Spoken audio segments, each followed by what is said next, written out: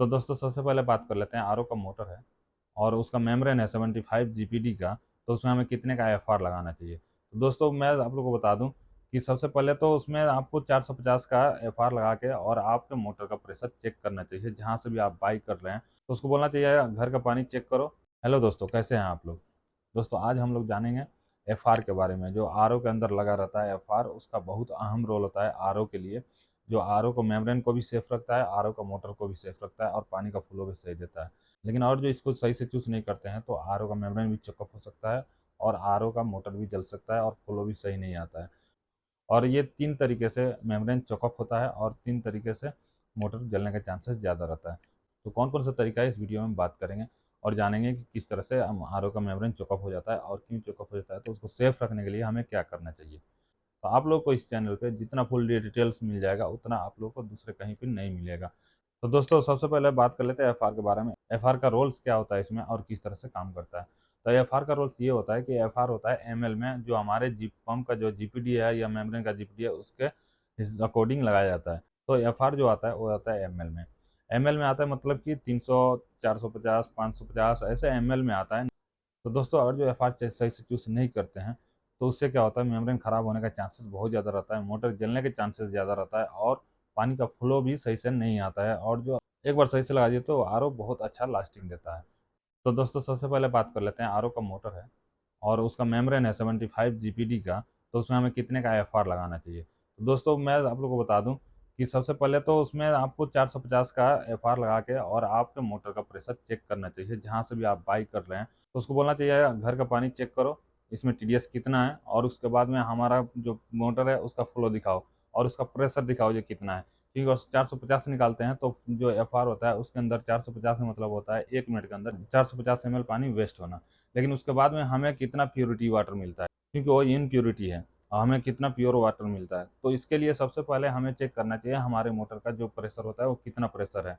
क्योंकि वहाँ पे 300 भी लगा सकते हैं, 300 ml का लगाएंगे तो हमारा जो मोटर है उसका प्रेशर ज़्यादा हो जाएगा। 450 लगाएंगे तो हो सकता है कि सही रहे और 550 लगाएं तो ये हो सकता है कि हमारा मोटर का बिल्कुल प्रेशर कम रहे लेकिन हमें प्योरिटी वाटर बहुत कम मिलेगा। लेकिन इसके लिए हमें सबसे पहले उसका प्रेशर चेक करना चाहिए एफआर लगाने के बाद में। अगर जो आरओ का पंप का प्रेशर नॉर्मल है और उसका जो फ्लो है वो भी अच्छा है तो फिर वो सबसे बेस्ट है। लेकिन अगर जो एफआर सही से चूस नहीं होता है, जैसे कि वो अकॉर्डिंग अगर जो मेम्ब्रेन और मोटर के अकॉर्डिंग नहीं लगाया जाता है या कम लगा देंगे तो हमारा मेम्ब्रेन खराब होने का चांसेस ज़्यादा रहेगा। तो दोस्तों मोटर और मेम्ब्रेन के अकॉर्डिंग और जो एफआर सही से चूस नहीं होता है तो मोटर जो चोकअप होने का चांसेस ज़्यादा रहता है और चोकअप होने के बाद में मोटर जलने का चांसेस ज़्यादा रहता है। क्योंकि जब चोकअप हो जाएगा तो मोटर प्रेशर ज़्यादा पड़ेगा तो जलने के चांसेस ज़्यादा रहता है। तो इसलिए आरओ का जो एफआर होता है उसको सही से चेक करना चाहिए। अब ये आरओ का एफआर लगता कहाँ है, जो आरओ का मेम्ब्रेन होता है उसका जो बॉडी होता है, बॉडी में 3 तरह से पानी आता है। जैसे एक तरफ से तो इनलेट रहता है और 2 तरफ से आउटलेट रहता है। अब ये 2 तरफ से आउटलेट रहता है तो एक में आता है प्योर वाटर और एक में आता है इम्प्योर वाटर। जो इनप्योरिटी हो रहता है वो दूसरे तरीके से ड्रेन के ज़रिए से निकल जाता है और जो प्योरिटी वाटर है वो हमारे टैंक में मिल जाता है। जो हमारा ड्रेन रहता है उसमें लगाया जाता है एफआर। लगाने के बाद में क्या होता है कि उस वो फ्लो को कम बेस करता है। जैसे एमएल को कम ज़्यादा करेंगे वैसे हमारा फ्लो आएगा।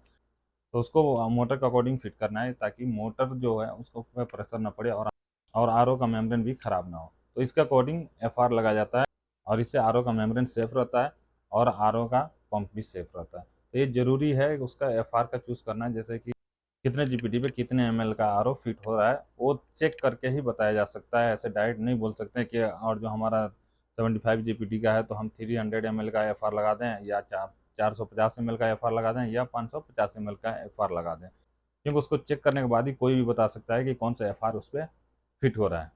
तो दोस्तों दूसरे के बारे में जान लेते हैं कि दूसरा तरीका क्या है चेकअप होने का मेम्ब्रेन और मोटर जलने का। तो दूसरा तरीका है कि सब कुछ चूज़ कर लिया और सही से चल रहा है तो एक टाइम ऐसे आता है जिस टाइम में एफआर चॉकअप हो जाता है। जैसे कि उसमें इम्प्योरिटी निकलते रहता है तो एक टाइम आता है कि वो एफआर चॉकअप हो जाता है। चॉकअप होने के बाद से जो एफआर का फ्लो है वो कम हो जाता है। तो वहाँ पे एफआर चेक करना चाहिए। एफआर चॉकअप हो गया तो उसको तुरंत चेंज करना चाहिए और नहीं चेंज करते हैं तो क्या होता है कि जो मेम्ब्रेन है वो ख़राब हो जाता है और फ्लो बढ़ जाता है उधर प्योर प्योर वाटर का। जब फ्लो बढ़ जाता है प्योर वाटर का तो वहाँ पे फ़िल्टर करना बंद कर देता है, आरओ ख़राब हो जाता है। आरओ का जो मेम्ब्रेन है वो ख़राब हो जाता है और मोटर ख़राब होने का चांसेस ज़्यादा रहता है। अब मोटर ख़राब होने के चांसेस क्या ज़्यादा कैसे रहेगा, और जो आरओ ख़राब नहीं होता है तो प्योर वाटर भी नहीं निकलेगा, वो भी अपने एक लिमिट में निकलेगा। ड्रेन से भी पानी नहीं निकलेगा, इम्प्योरिटी वाटर भी नहीं निकलेगा। तो दोस्तों जब एफआर चोकअप होता है, या तो मेम्ब्रेन ख़राब होगा, नहीं तो मोटर जलेगा। तो दो में एक तो कोई ना कोई ख़राब होता है। तो इसको एक टाइम आता है जब उसको फ्लो कम आने लगे एफआर का, तो एफआर चेंज कर देना चाहिए। लेकिन और जो आपका मेम्ब्रेन ख़राब है, मेम्ब्रेन चेंज कर रहे हैं, तो वहाँ पर भी एफआर चेंज करना लाजमी है, क्योंकि एफआर जब चेंज करेंगे तभी जाके आरओ का मेम्ब्रेन है वो लास्टिंग देगा। तो दोस्तों ये दो तरीके से जाम होता है मेम्ब्रेन और मोटर जलता है, क्योंकि एफआर का बहुत अहम रोल है। वीडियो अगर जो अच्छा लगे तो वीडियो को लाइक कीजिए, चैनल को सब्सक्राइब कीजिए, और मिलते हैं नेक्स्ट वीडियो में। तब तक के लिए बाय बाय।